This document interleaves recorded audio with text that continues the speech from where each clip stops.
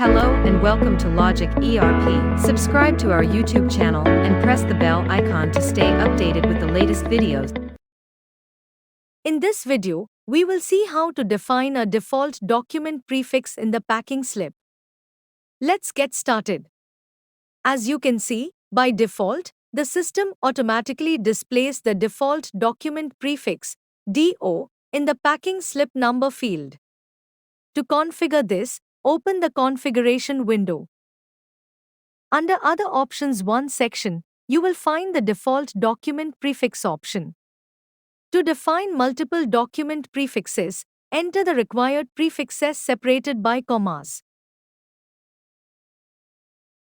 After entering the required prefix or prefixes, save the configuration changes. Now initiate a new entry.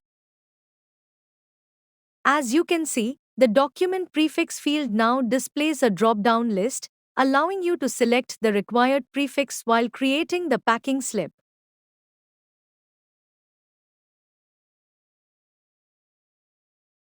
I hope this video was helpful. Thanks for watching. Like, share and subscribe.